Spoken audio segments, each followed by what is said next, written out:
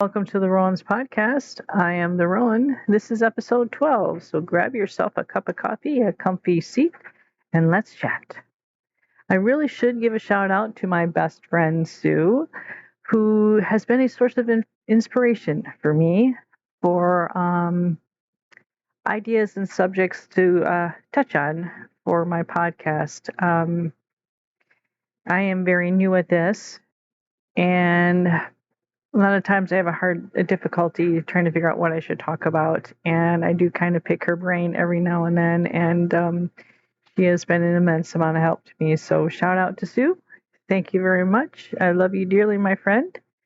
And I wish all blessings on you. Thank you.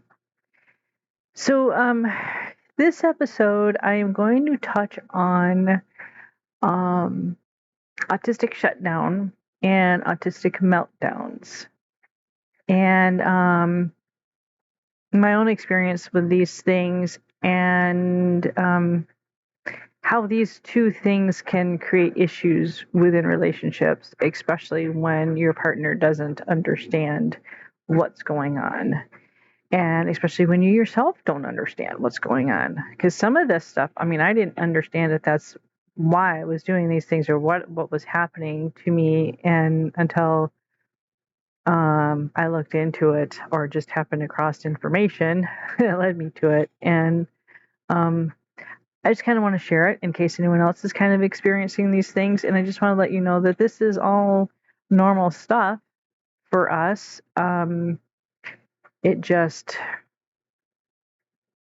It doesn't mean that there's anything wrong with us. It's just how our brains function. And it's more like I tend to think of it, I could be wrong, but I tend to think of it as a defensive mechanism for autism, I think.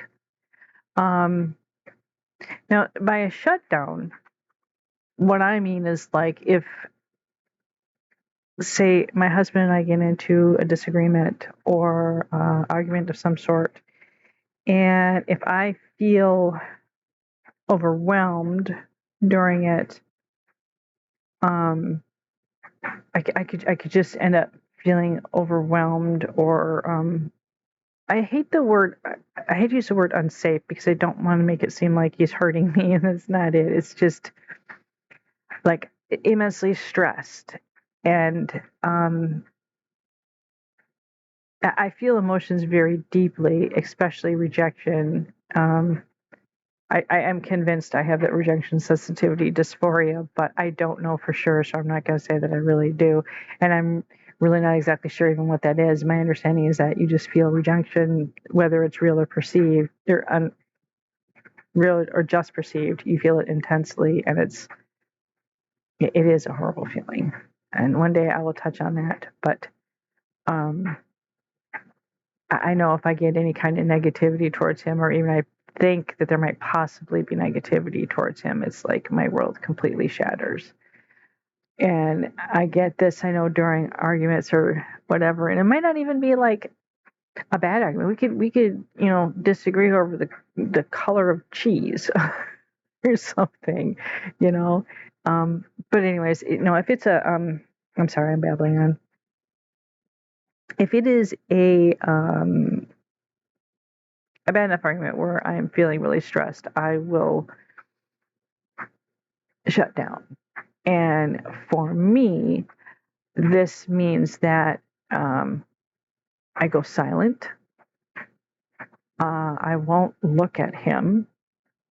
I'll look anywhere but, or I will find a fixed point somewhere away from looking at him and just stare at that. I will go completely into my own little shell, my own little world. And, but,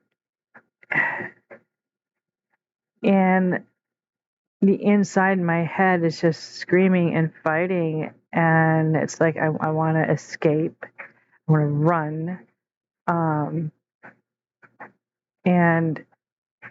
But I can't. And then I have so many words in my head, like he'll ask me questions and I can't answer because I'm in that shutdown mode. Everything is just completely turned off, but yet my brain is just so active with everything, and I want to answer him, but there's all these words and all these feelings and everything, and it's just like a big jumble, mixed up mess that I can't even string together the words to go through my mouth, and I can't even get my mouth to move to form those words because it just like it all stops. That connection stops, and there's so much, and I have been able to tell him before, there's just so much in my head, I can't get it out, like I can't answer. And I don't think he really understands that, because I get so you're not talking to me now. I get that. So you're not talking to me now. I get it. Fine. And get that attitude coming from him, and he thinks that I am just doing the snubbing thing, like, oh, well, I'm not going to talk to you, I'm mad at you, so there. He thinks that that's what it is. And I actually have not had this conversation with him yet to explain this to him, other than the fact that I have told him there's so many words in my head that I just can't, but in that moment, sometimes I can't even say that to him. And I go silent. I can't. And it's on the outside, it looks to him like I'm just sitting there staring out the window, totally, ignoring him. And the inside of me is just all these words, all these things I want to say to him, all this, questions or answers that he asked me a question and I might have an answer for him and everything. And it's just like, I can't. But I have some information here that I'm going to read that might explain it a little bit more. And this is from a website. It says Move Up, ABA Therapy, Understanding Autistic Shutdown, Key Signs to Recognize. And I chose this one because it's more concise and it's easier for me to read it. It's more simple and more direct to the point. It says like common signs of a shutdown for autistics is withdrawal from social interaction. Well, we can check that box right there. Silence or inability to speak, definitely. Avoidance of eye contact, yippers. Becoming unresponsive to communication, oh yeah. And retreating for overwhelming stimuli, and yes. That too. Like if I'm in a spot where I can get away, like if I'm not in a car,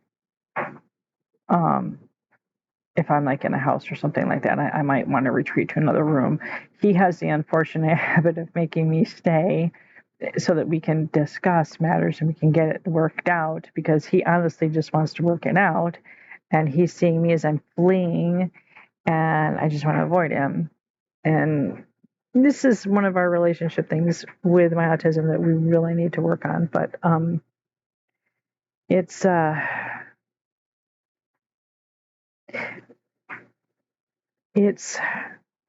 difficult. Like for me, I have tried to tell him, like, because I'll even at some point I do, like if I am, how can I explain? Well, this would be more in the meltdown area, though. We'll get to that in a minute. But I do know in the meltdown, I do have a thing of wanting to retreat as well. And when I'm in a meltdown, I will say that I want to leave. That I'll just leave. I'll just let him, I'll go so he can have everything will be fine for him.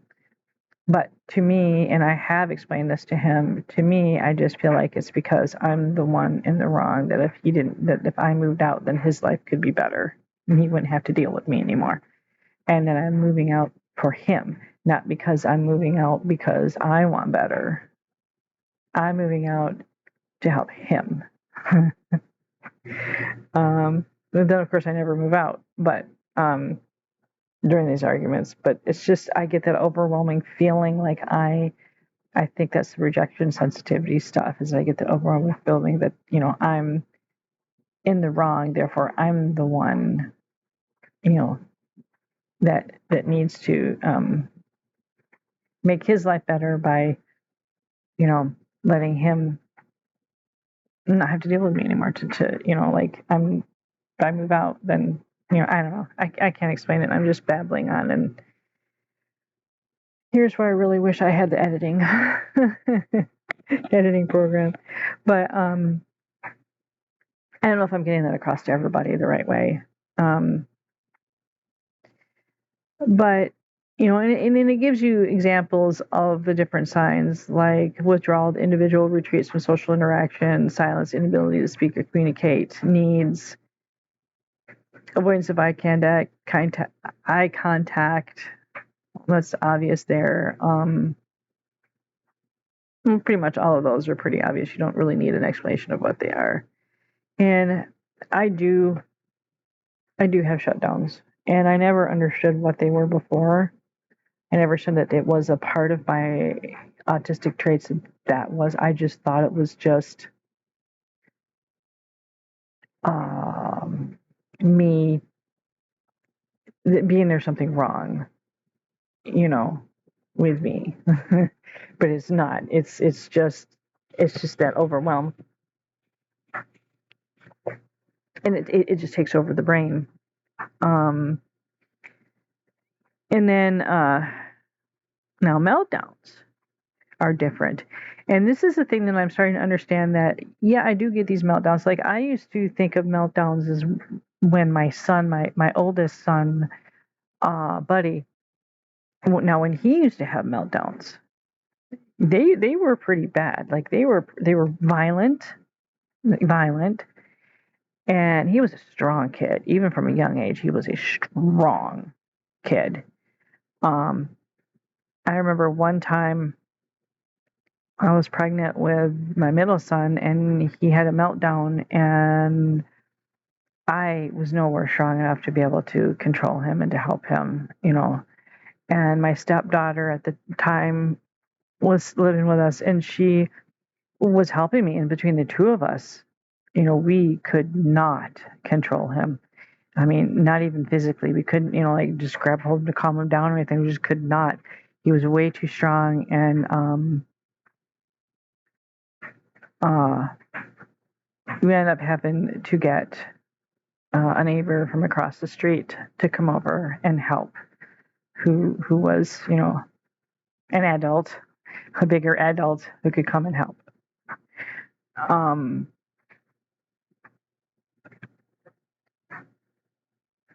And it was kind of hard with him. He would yell, he would fight, he would hurt himself, things like that. Now, that was when he was younger, like a child, and his emotions were more erratic and harder to control him. He still gets them a bit when he's older now, and he's much bigger and he's much stronger, but he generally doesn't get like that, where he's like completely combative and he's like throwing punches, and he's a little bit better. I won't say he's never done anything to hurt anybody while he's in a meltdown, but not nowhere near like he did when he was a child. And if he was still doing the things he was as a child, as an adult, with the physique he has now, it would be extremely dangerous. But he doesn't have them as often anymore. But as me, as far as my meltdowns, I get extremely emotional. I yell. I yell. I cry.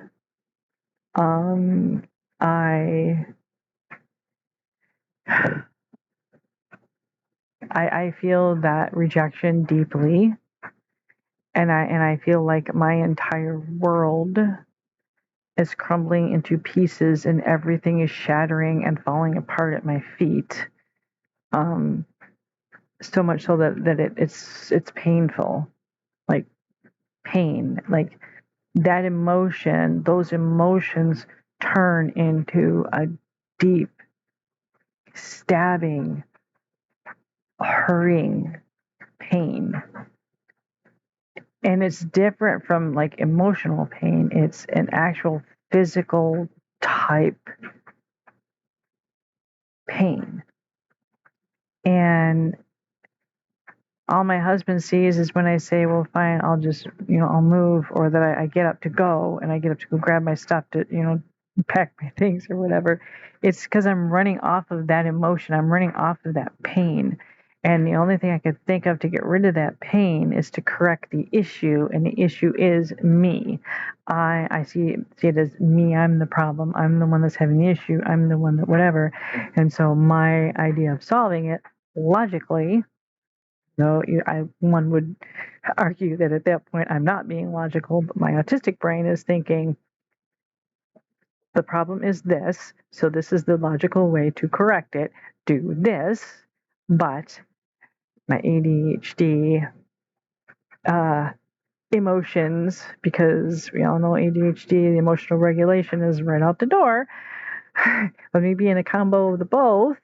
I can still think logically, but react emotionally out the window. You know what I mean? And so I got that. And so that's what I think. Well, so fine, I'll just move out, and I'll go live with my son if I have to. And you don't have to worry about this problem. It's not me trying to get back at him. It's me just trying to fix the problem in a logical way, but in an emotional, it's, and he hates that. He doesn't understand that. And I never understood why I reacted this way. Like I would go so, whatever, or I would just turn into a ball and cry, just weep, uncontrollably just weep and cry it out. And just everything would just cover me, like every failure, every bad thing that I could think of, every guilt, every shame, every failure, everything. And it wouldn't even pertain to the argument, or the whatever that was going on that caused a meltdown. It's just all these things would come up and then I would just curl into a ball and just weep. And I know that there's something deeply, oh man, I can't say the word wrong because I don't mean wrong, but I know there's something deeply going on with me that I need help for. And there's a corner in my brain that's just whispering and telling me, you need somebody to hold you. You need somebody there. You need help. But then the bigger part of me that's just screeching in my head that's telling me all these horrible bad things and putting all this guilt and shame on me is like, no, you can't ever have anybody around you because you are not lovable.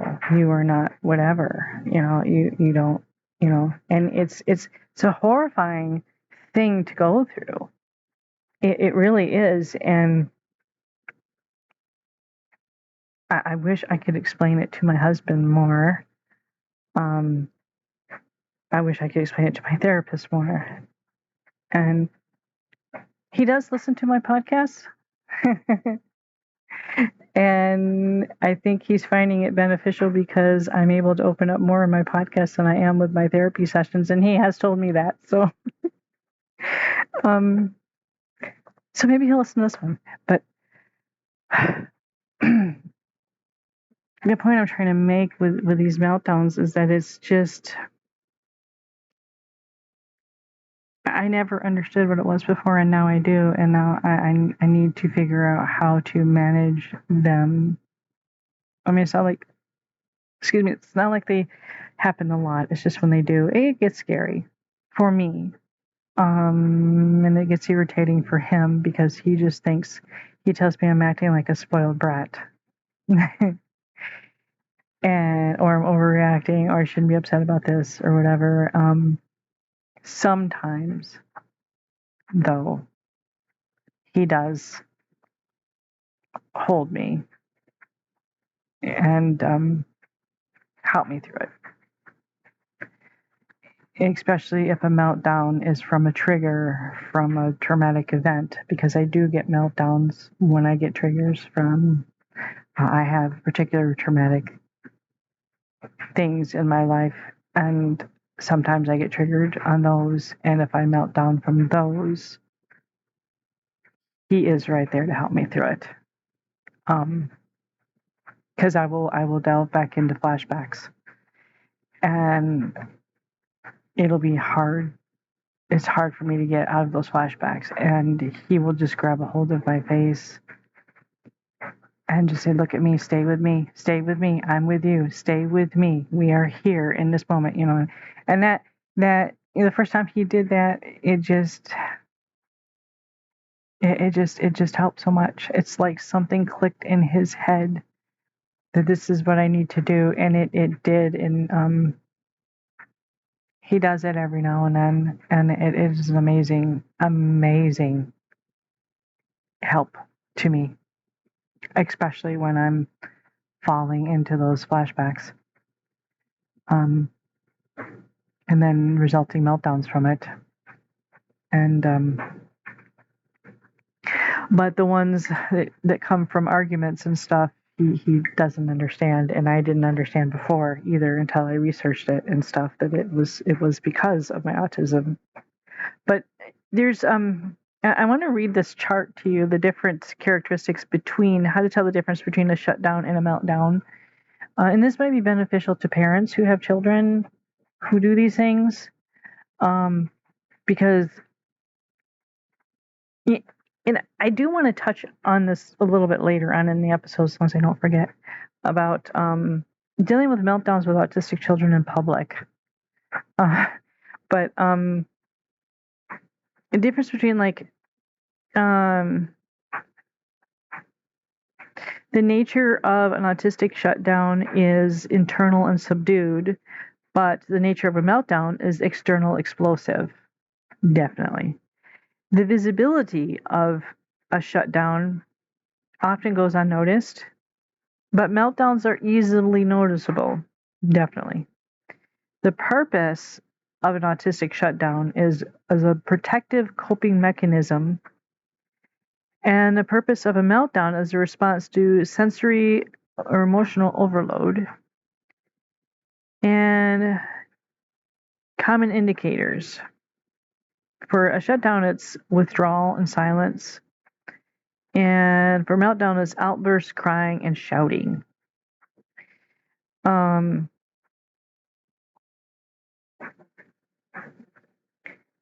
So that's how you can kind of see the little bit of a difference there. It's because the shutdowns is more of like an internal type of thing, and a meltdown is more explosive, outward, external.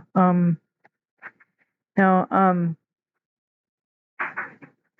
I'm sure everyone has experienced like going into a store and you've seen like a kid just having a full-blown meltdown. And a lot of people attributed that to just bad behavior. And I want to talk about this because a lot of parents who have autistic kids, they get like dirty looks from people, comments from people, and think either bad parenting or a misbehaving kid or whatever, and it's none of those things. And I know, like my son Buddy, he's had meltdowns in stores and at church, and things like that. And you get the dirty looks, you get the fun, the comments, and it is not something, especially a child, an autistic child, they cannot control this. They can't.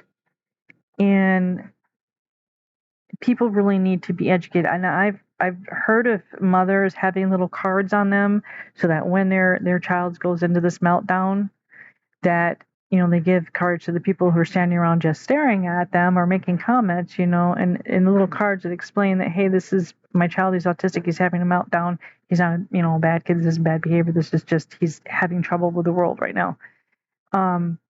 And that's a good idea. But,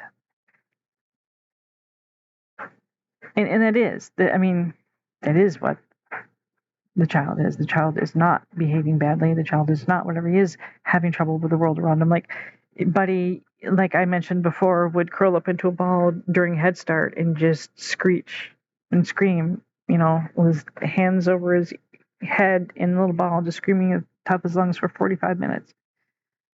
That was not him misbehaving. That was him trying to drown out the entire world because it was too much for him. Too much stimulus, too much overwhelm. And that was the only way he could do it, to curl up into a little protective ball and shut everything out. And people in public don't understand this, and I was told, just let him have his meltdown. Make sure he's safe, though. Like, step away. Don't touch him, because if you go and you try to touch them, or you go and you try to pull them up, get them up, or try to touch them or whatever, it creates more of an issue with them, like more of a sensory issue. And I was told, step away, don't engage, unless they're in danger of hurting themselves or someone else, and just let them cry it out, let them yell it out, let them whatever. And then when they calm down, then you can go and engage with them. This is something hard to do in public when you have a child and he's like screeching his head off, kicking his feet, whatever, and you have like a group of people around, or you're getting bad comments from people. It's really hard to do. It's really hard to stand your ground as a parent, step back, and let this play out. Let your child let this play out, because it does make the parent feel like, I'm being a bad parent because I'm not stopping this, and all these people are looking at me, and they probably think we should be going and helping that kid, but you actually are doing the best thing that you can for them, as long as the child is not hurting themselves, like they're not banging their head against the floor, or they're not actively trying to hurt anybody else during this, like they're not running around throwing stuff off the shelves and hitting people. So if they're sitting and crying and kicking their feet or whatever, let them do it. Let them calm down. It is the hardest thing to do as a parent. The hardest thing to do. But it actually does help them. I remember one time Buddy had a thing where if we walked anywhere, he had to have me carry him. And this is when he was like definitely old enough to walk, 5, 6 years old. Definitely old enough to walk. But he wanted me to carry him. And we literally lived right across the street from the school. And we had went across the street so we could play in the schoolyard, the little playground there. And then on the way back, he wanted me to carry him across the road. No, we live in a teeny tiny little town, so it was just like a two-lane road or whatever, and I don't know how many feet across to our house. And he would not come across that street unless I carried him. And he started to throw a little fit. And I left him across the street. I walked across the street, and I stood there in my yard while he stood on the other side of that street. Now, this wasn't a busy street by any means. Not at all busy street. Hardly anybody went up and down the street. And he stood there crying and screaming and yelling, I needed to come pick him up. He wasn't going to come across the street. And I stood there on my side of the street. No, you can walk across that street. Because I was trying to teach him to be more independent, And it took him probably almost half an hour or more before he started to move across that street. It was the hardest thing because, we did have neighbors. So it wasn't like it wasn't unnoticed, but I had to, because it had gotten to the point where I could not carry him everywhere. He was old enough to walk. He needed to learn.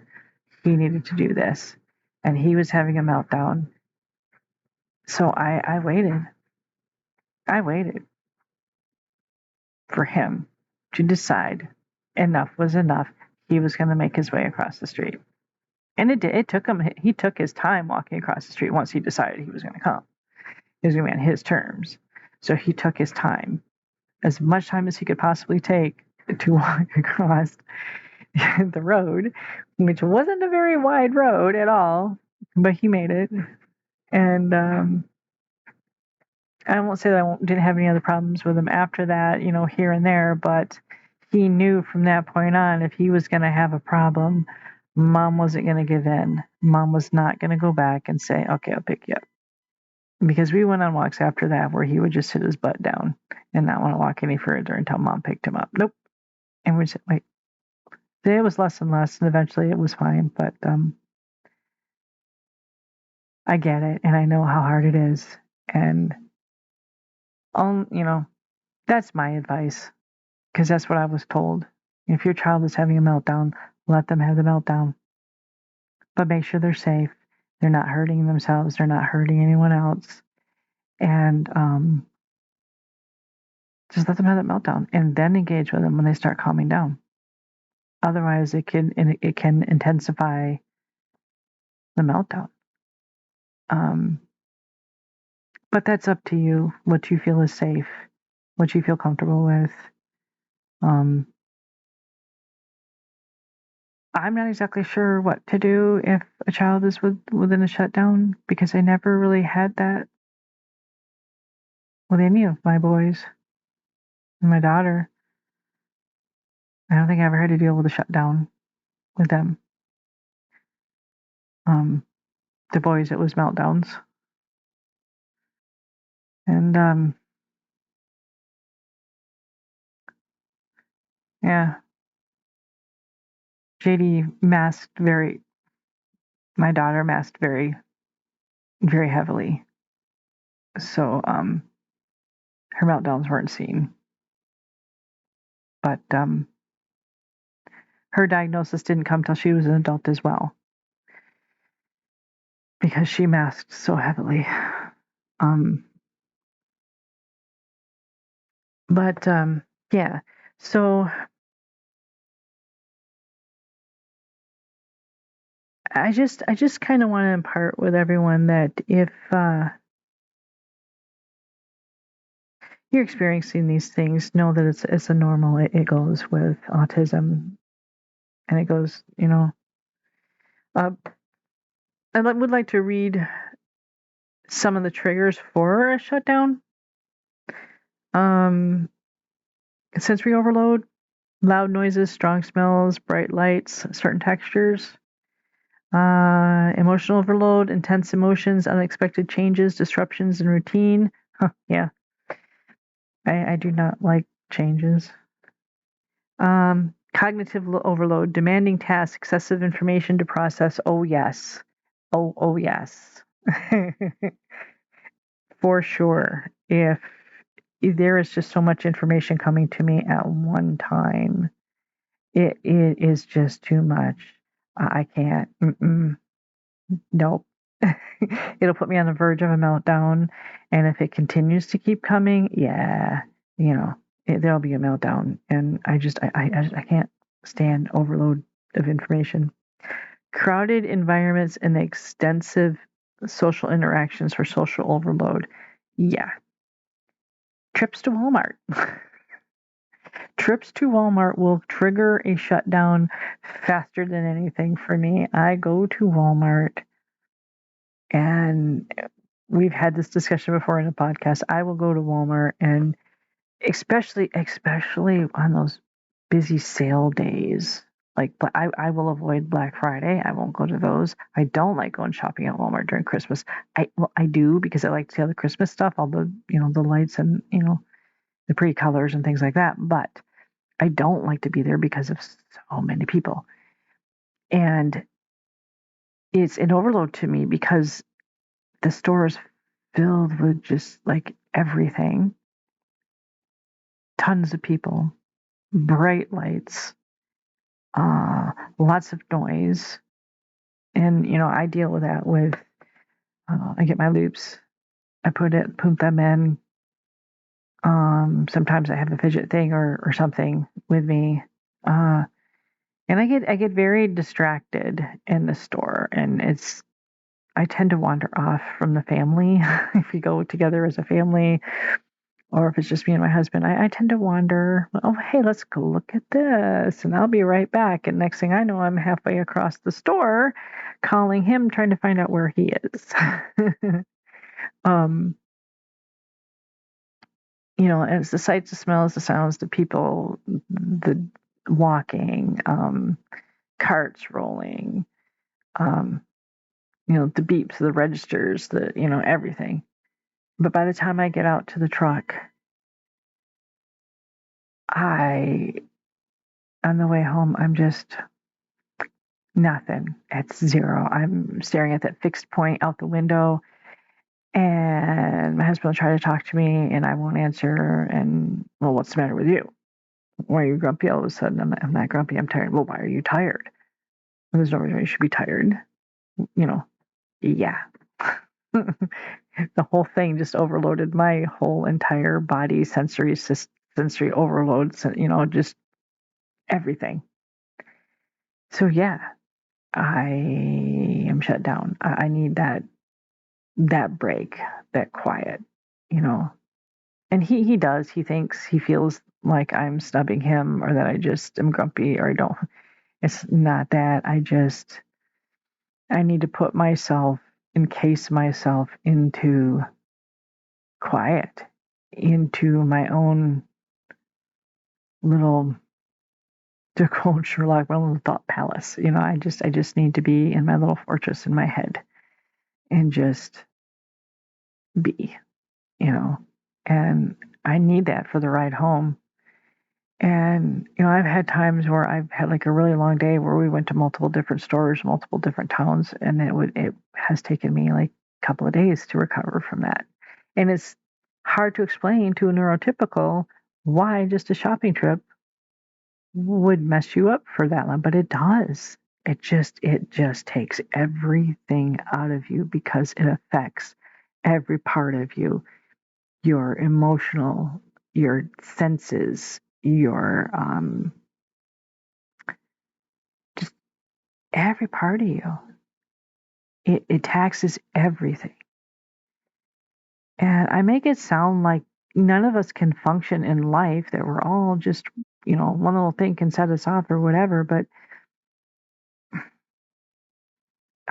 I'd like to explain it as part of the disability, because it is a disability. I don't really like to put it that way, but it is.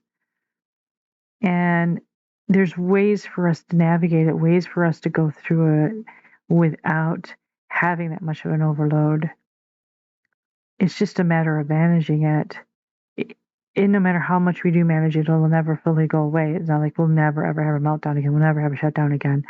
And it'll always be there, but they may not be as bad or may not be as often. But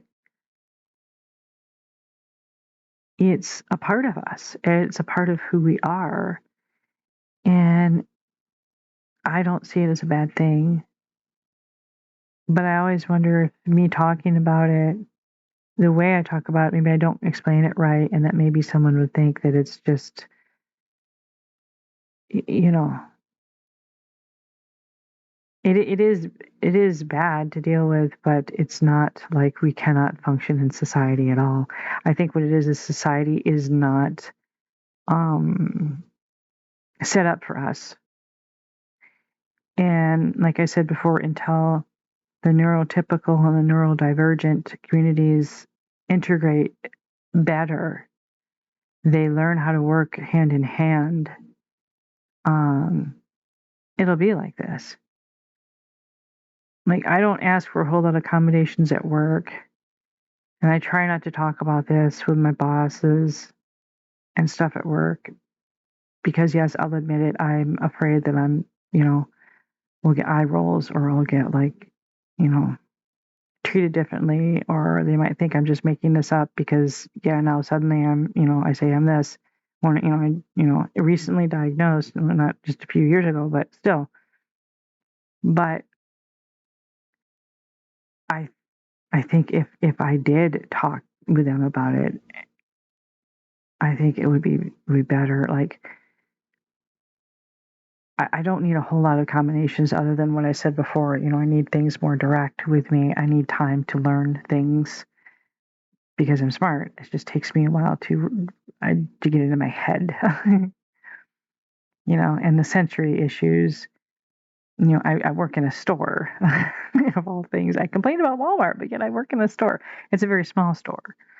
Um, and but I do get overload at work by the time I get home. It's just so much for me. But um, there is, how do I say this? There's nothing wrong with us. We just operate differently, and we're sensitive in different ways than neurotypicals are, and a lot more sensitive. And I think really that society needs to find a way to help. Like, I do know that Walmart does have sensory friendly store hours. I've never been lucky enough to show up during those times because usually we don't go shopping till later on in the day, but it's in the mornings in case anybody wants to know. I think it's like from 8 to 10 or something like that, where they supposedly are dimming the lights and not playing music or something, which I never remembered Walmart ever playing music, at least the one I shop at. But it's supposed to be a quieter environment and less people. But I would really like to show up one of these days because I think that would be amazing if the lights were dimmed and, it would be cool. But I have babbled on long enough, and I do want to say that I really appreciate my followers. I have 5. I do not know who you are. Most of you I don't know, because they don't tell me who's following me. They just tell me that I have that many. And so right now I have 5. And whoever you are, I am putting a shout out to you and telling you that I really appreciate you and you matter. You matter to me, and I'm sure you matter to a great many people. And that you are loved. And thank you so much. I do appreciate you being there. So I guess that'll be it for right now. But thank you so much for everyone who is listening. And have a blessed day. More later.